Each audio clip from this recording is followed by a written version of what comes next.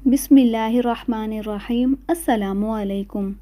اچھے اخلاق اور کردار کے ساتھ خوبصورت روح بھی اللہ تعالیٰ کی ایک بہت بڑی نعمت ہے، جس کی طرف ہر انسان کا دل خود بخود کھنچا چلا جاتا ہے۔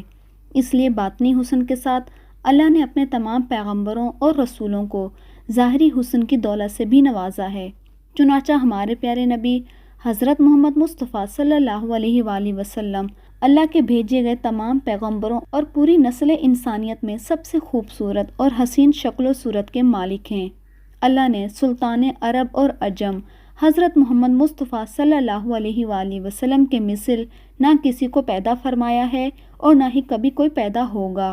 حضور اپنی خوبیوں اور کمالات اور ظاہری خصوصیات میں ایسے یکتا ہیں کہ اس میں آپ کا کوئی شریک نہیں۔ امام قرطبی نے بھی نقل کیا ہے کہ اللہ تعالیٰ نے نبی صلی اللہ علیہ وآلہ وسلم کا مکمل حسن و جمال دنیا میں ظاہر نہیں فرمایا۔ اگر حضور کا مکمل حسن ظاہر کر دیا جاتا تو کسی میں حضور کی طرف دیکھنے کی صلاحیت ہی نہ ہوتی۔ اللہ نے اپنے محبوب نبی کو جمال عطا فرمایا تھا۔ دراصل حسن صرف رنگ کی سفیدی، جاذبیت اور ظاہری بناوٹ کی خوبصورت ہونے کو کہتے ہیں، جبکہ جمال پورے جسم کے تمام اعضاء کا درست ہونا اور جسم کے تمام حصوں کا پرفیکٹ ہونے کو کہا جاتا ہے۔ اس سے آگے پرفیکشن کا کوئی تصور ہی نہیں ہوتا۔ لہٰذا اللہ تعالیٰ نے حضور صلی اللہ علیہ وآلہ وسلم کو حسن اور جمال دونوں میں اعلیٰ ترین مقام عطا فرمایا تھا، اور آپ کے جیسا پرفیکٹ انسان اس دنیا میں کہیں نہیں ہو سکتا۔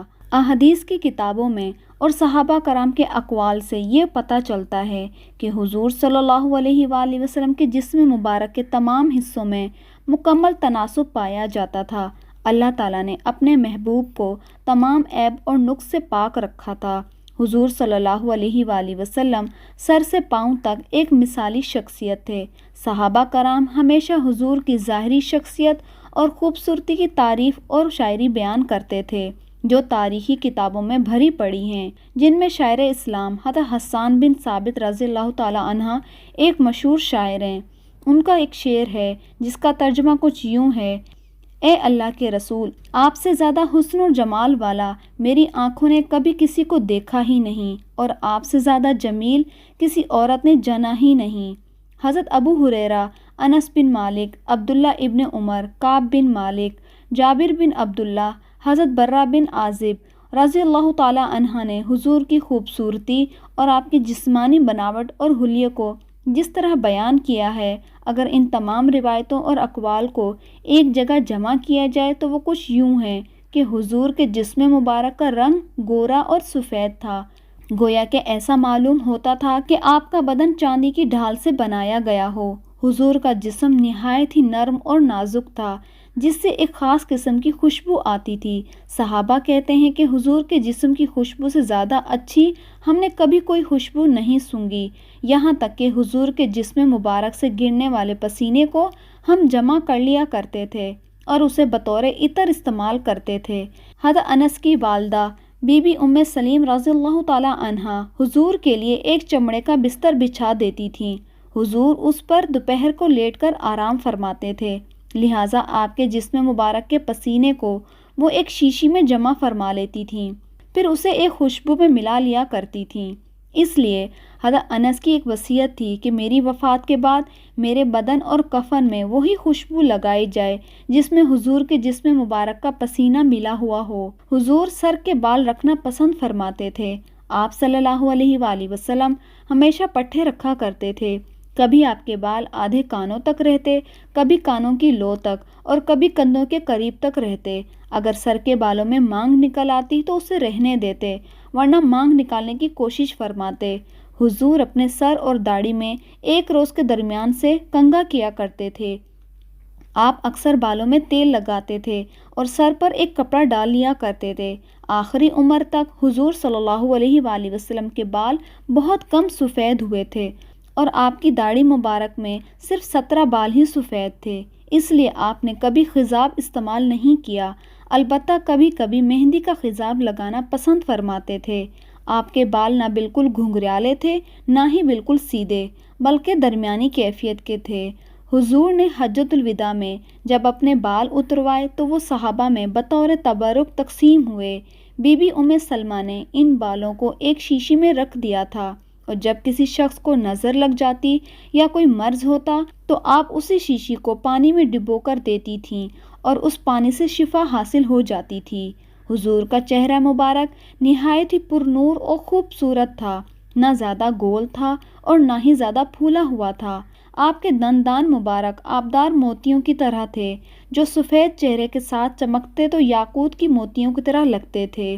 حضور کی آنکھیں بڑی سیاہ اور سرمئی تھیں، جن میں سرخ ڈورے نظر آتے تھے۔ جب حضور کی طرف کوئی نظر کرتا تو یوں سمجھتا کہ آپ کی آنکھوں میں سرما لگا ہوا ہے، جبکہ آپ کی آنکھوں میں سرما موجود نہیں ہوتا تھا۔ پیشانی مبارک کشادہ تھی، بھویں باریک اور گھنی تھیں۔ دونوں بھویں اس قدر قریب تھیں کہ دور سے دونوں ملی ہوئی نظر آتی تھیں، اور ان دونوں بھووں کے درمیان میں ایک رگ تھی جو غصے کے وقت ابھر جاتی تھی۔ آنکھوں کی پلکیں گھنی تھیں اور دراز تھیں۔ اللہ نے حضور کو ایسا معجزہ عطا فرمایا تھا کہ ان کی مقدس آنکھیں ایک ہی وقت میں آگے اور پیچھے، دائیں اور بائیں، اوپر اور نیچے، دن رات اور اندھیرے اجالے میں یکساں دیکھ لیتی تھیں۔ حضور کی ناک نہایت ہی خوبصورت اور اونچی اور حمیدہ تھی۔ ناک کی بلندی سے اس پر نور چمکتا ہوا معلوم ہوتا تھا۔ حضور کے مبارک کان میں بھی معجزانہ شان تھی۔ آپ خود ارشاد فرمایا کرتے تھے کہ میں ان چیزوں کو دیکھتا ہوں جن کو تم میں سے کوئی نہیں دیکھتا، اور میں ان آوازوں کو سنتا ہوں جن کو تم میں سے کوئی نہیں سنتا۔ پیارے نبی کی رخسار مبارک نرم اور نازک تھیں، یہاں تک کہ آپ جب گفتگو کرتے تو آپ کے دونوں گال ہموار ہو جایا کرتے تھے۔ حضور کی گردن مبارک نہایت ہی معتدل، سرائی دار اور لمبی تھی، جو خوبصورت اور صفائی میں نہایت بے مثال تھی۔ حضور کی مقدس ہتھیلیاں چوڑی اور گوشت سے بھری ہوئی تھیں، کلائیاں لمبی اور بازو دراز تھے، جبکہ ہتھیلیاں نہایت ہی نرم اور نازک تھیں، جس میں ایک خاص قسم کی خوشبو آتی تھی۔ چنانچہ جو شخص بھی آپ کا مصافحہ فرماتا وہ دن بھر اپنے ہاتھوں کو خوشبودار پاتا۔ حضور کا شکم اور سینہ مبارک دونوں ہموار اور برابر تھا۔ سینہ چوڑا تھا اور مقدس چھاتیاں اور پورا شکم بالوں سے خالی تھا، البتہ کندھوں اور کلائیوں پر کچھ بال موجود تھے۔ آپ نہ ہی زیادہ لمبے قد والے تھے اور نہ ہی چھوٹے قد والے، بلکہ آپ کا قد میانہ تھا، لیکن جب آپ کسی لمبے قد والے شخص کے ساتھ چلتے تو اس سے بھی بلند نظر آتے تھے۔ آپ صلی اللہ علیہ وآلہ وسلم کا چہرہ اس قدر روشن اور پر نور تھا کہ مسلسل دیکھنے پر آنکھیں چنجیا جاتی تھیں۔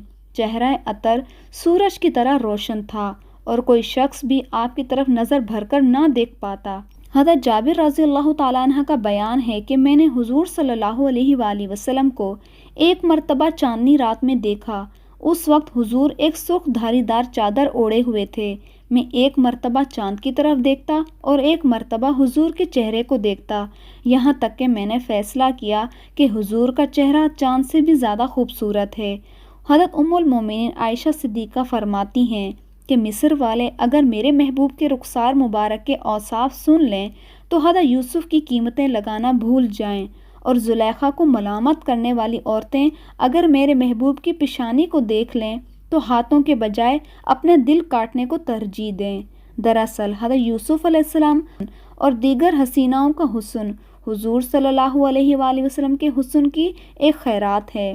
حافظ ابن حجر بھی لکھتے ہیں، ہر ایمان والے کا یہ عقیدہ ہونا چاہیے کہ اللہ نے نبی پاک صلی اللہ علیہ وآلہ وسلم کے بعد کسی کو بھی آپ کی طرح تخلیق نہیں فرمایا، اور نہ ہی آپ کے بعد آپ کے کوئی مثل پیدا ہوگا۔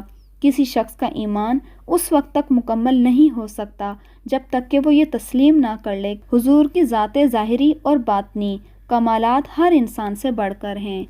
امید ہے کہ آپ کو یہ ویڈیو پسند آئی ہوگی۔ پسند آنے کی صورت میں ویڈیو کو لائک، چینل کو سبسکرائب کریں۔